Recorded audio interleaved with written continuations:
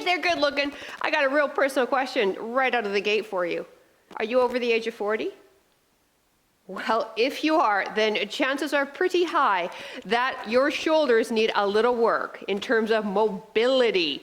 Stick around, I'm going to chat about why we need mobile shoulders, other than the obvious, and how you can assess where your mobility lies right now, and then 2 movements to help increase that mobility. Let's go.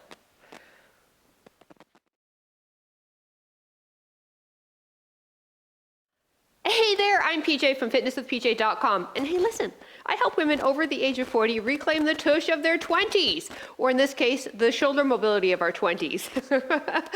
So if that interests you, I drop on a weekly basis videos, tips, and workouts for the over 40 body. And if you want to continue this journey together, hey, I would love to keep working with you. So click that subscribe button.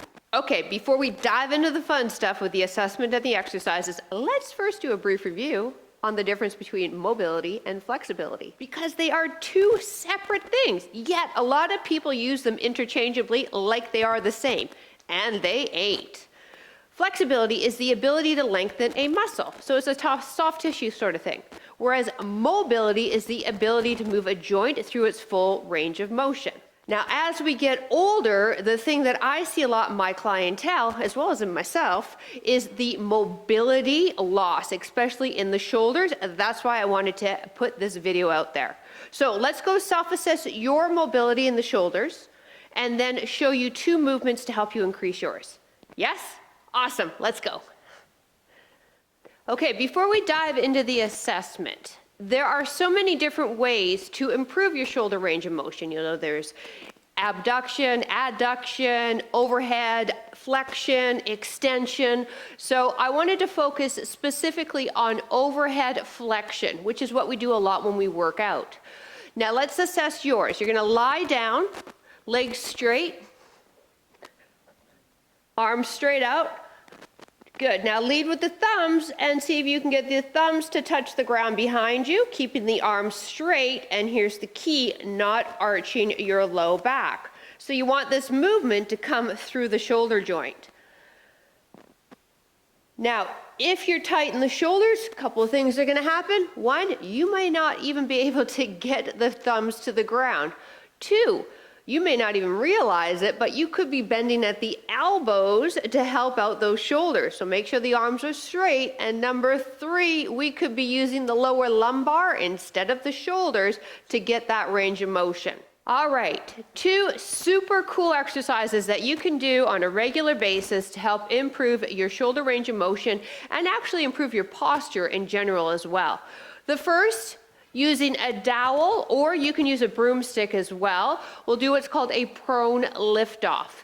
Now, the further away your hands are, the easier the movement is. Taking yourself onto your stomach, tuck your toes under to neutralize the pelvis, extend the arms, keep them straight. Start with a wide grip, tuck the chin in, and now tighten your bum muscles, pull your abs in, and without using your back, you're only using your shoulders, lift the arms up as high as you can and slowly lower. Lifting up, feeling those shoulder blades come down towards the center of your back and towards your back pocket. Try to keep those arms as straight as possible. And as mentioned, you don't want that movement to come through your low back. So here's what that would look like. If I'm going to lift through the whole spine, lift, lift. All right. Not the exercise. So make sure the movement just comes through the shoulders. 10 to 12 reps, and that's a great way to also warm up your upper body before workout too. The second exercise is a wall angel. Now, if you're familiar with my workouts, we do these sometimes for a warm-up, and in any posture exercise or workout that I put up on the channel, I always include this one. It is absolutely, hands down, one of the best to work your posture muscles and help alleviate rounded shoulders, and then in our case right now, to help improve the range of motion with our overhead flexion.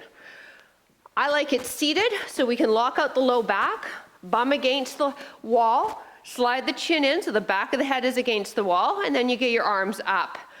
From here, extend straight up, keeping the hands as close to the wall as you can, and lower back down, bringing the shoulder blades into the back pocket. Now, you may not be able to get the back of the hand to rest on your wall. That's totally fine. Just keep the elbows then. So your hands may be here. That's fine. As you progress, you'll be able to get the hands closer towards your wall and really get that feeling in the mid-back. So there you have it, a couple of movements that you can implement either as a warm-up or just on a regular basis to help improve the range of motion in your shoulders. And remember, we want that shoulder mobility so that when we do movements like shoulder presses, when we're working out, we're doing the movement for the shoulder, we're not compensating and using the lower lumbar, which can happen when you have a limited range of motion in the shoulders. Now, hey, listen, I would love to hear from you. How did you do with your shoulder mobility assessment? Drop a comment down below. If you enjoyed this video, a thumbs up would be highly appreciated. And if you've been to my workouts and my videos in the past, we could use your support on Patreon. It is due to the support of that community that I can keep these workouts going on YouTube. So I've got the information down below in description. And then finally, I've released a mobility and flexibility program specific for the over 40 body. It's a 5-video series, and you can take a look and grab it down below. Have yourself a great rest of your day, and we will see you next video.